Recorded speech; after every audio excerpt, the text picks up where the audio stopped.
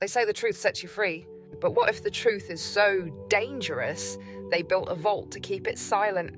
In the heart of Vatican City, behind bronze doors that never open to the public, lies the most restricted archive on Earth. 53 miles of locked shelves, 2 men allowed entry, and no accountability to anyone else. This is Emspiracy, and this is what they sealed beneath the cross.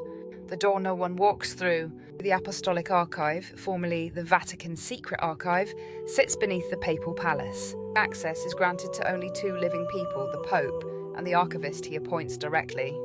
There are no guided tours, no camera crews, no digital copies, and no one speaks of what they see inside. But scattered documents, leaks and whispers over centuries have revealed enough to suggest something far beyond religion. The Forbidden Index? There exists within the vault a book list you were never meant to read. The Index Librorum Prohibitorum, the list of forbidden books. These weren't fairy tales, they were gospels, letters and records removed from the public Bible. Why? Because they told stories the church couldn't control. A Jesus who was not divine but enlightened.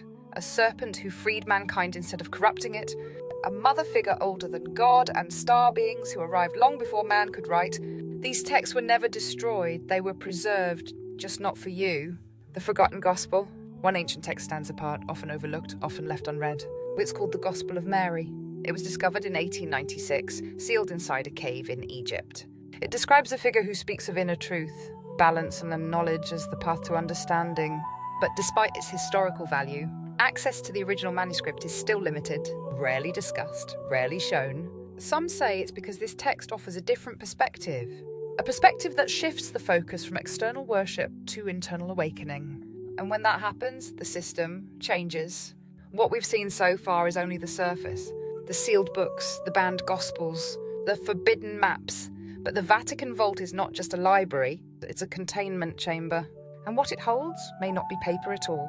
The devices buried in the lower levels, according to deep leaks and forgotten letters, are artifacts.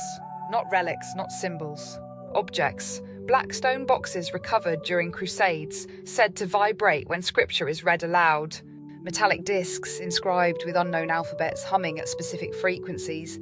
And a set of mirrors, not reflective, not decorative, but said to show images that shift without light.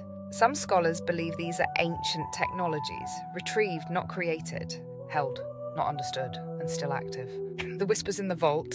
In 1957, a Monsignor reportedly requested early retirement after spending just 6 days cataloguing a sealed corridor of the archive. His letter simply read, "They whisper when there is no one speaking. No further explanation, no public record of what he saw, no access to the wing he referenced. Others speak of rooms that must be entered barefoot, of doorways where electronics fail, of items that cause lucid dreams for days after being in their presence.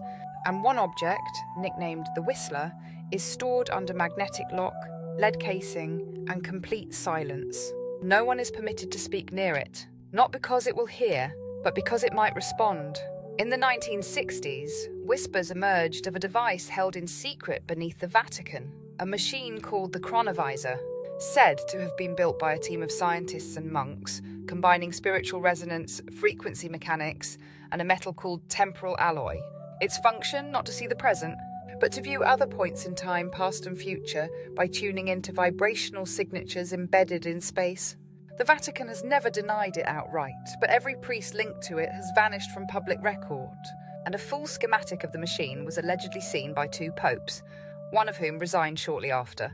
So what lies beneath the vault now?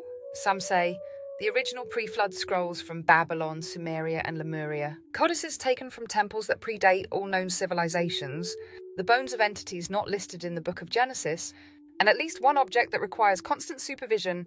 It's kept in an isolation chamber lined with gold. It cannot be touched. And only a small group is authorized to enter the room. They are not priests, they are not scholars, they are watchers. The Vatican says they preserve history, but their silence tells another story. This isn't about belief, it's about what they found, what they kept, and what they're still guarding in a vault no one talks about. And the past isn't lost, it's sealed.